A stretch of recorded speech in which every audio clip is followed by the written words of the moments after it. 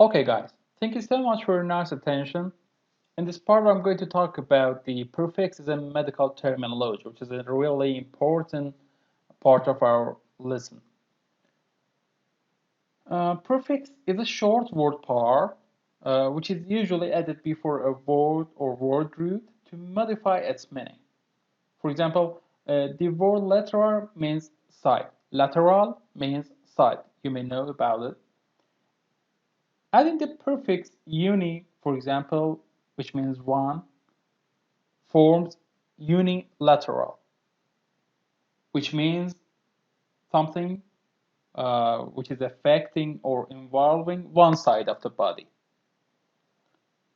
Apart from the medical terminology, in general English, in daily English, we use lots of prefixes. For example, the word electronic has turned to E, a simple letter E before any other words. And for example, is making email, e-commerce, and other words like that. And we know that E is standing for electronic. When we say email, we mean electronic mail. As the uh, general English and the daily English, we have some kind of prefixes in medical terminology which help us to describe the patient's conditions, to describe the scientific events more easily. Prefixes help us to have a lot of vocabularies, a lot of words, a vast vocabulary in medicine, which help us describe the patient's conditions in detail. Okay, let's have a look to some prefixes. We have lots of prefixes, lots of kinds of prefixes, and we're talking about all of them. Don't worry, and I promise you uh, to know much about them in the following minutes.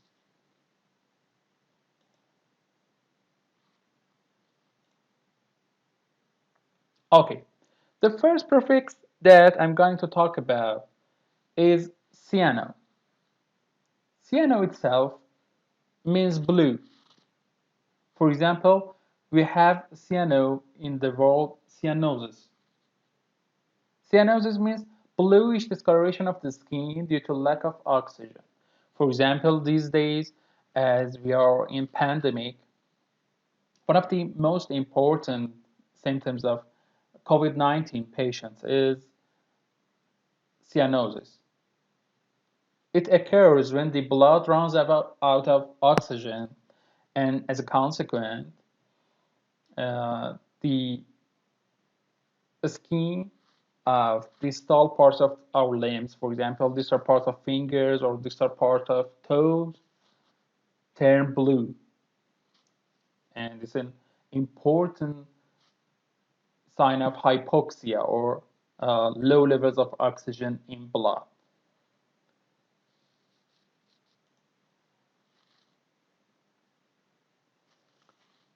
Okay, another prefix that we are going to talk about is look.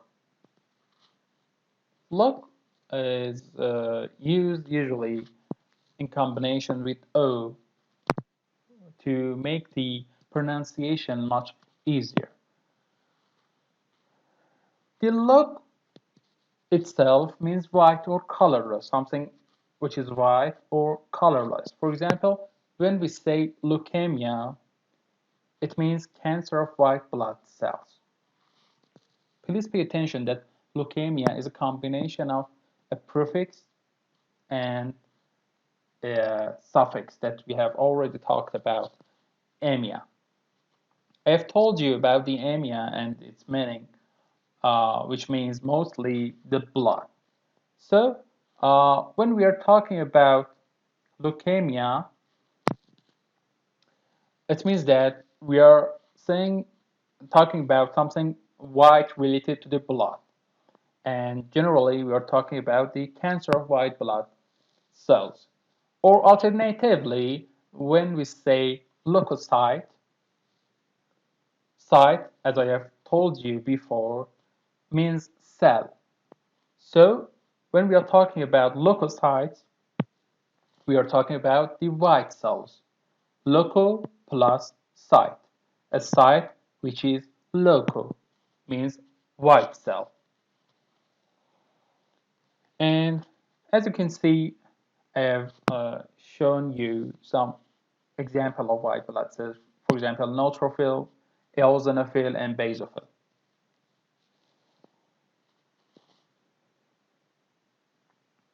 Okay, the cyano and loco were prefixes for colors. And I'm going to give you some examples for prefixes which we mostly use them for uh, degrees.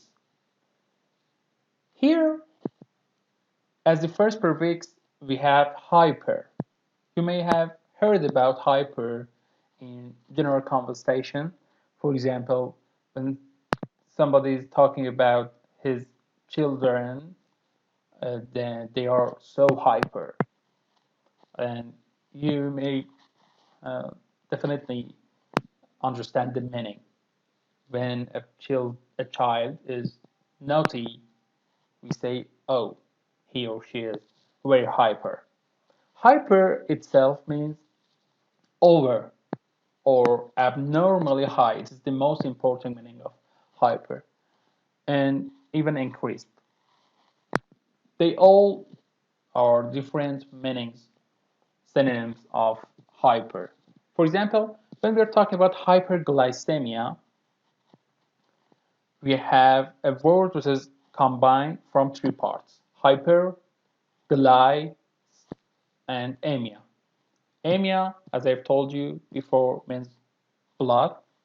Glyce is standing for glucose, and hyper, which is standing for over or abnormally high.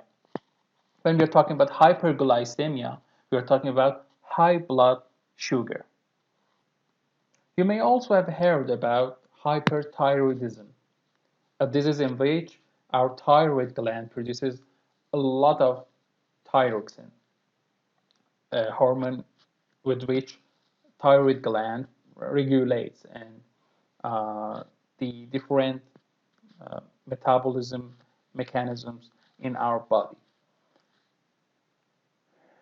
When we say someone is hyperthyroid or has hyperthyroidism, we mean that his or her thyroid gland produces a lot of thyroxine. His blood contains a lot of thyroxine.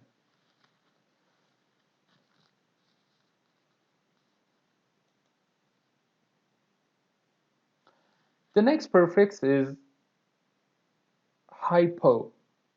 Hypo is exactly the opposite meaning of hyper. In contrast, for hyper, hypo means under, below, abnormally low. For example, when we say someone has hypotension, it means that he or she has low blood pressure, hypotension.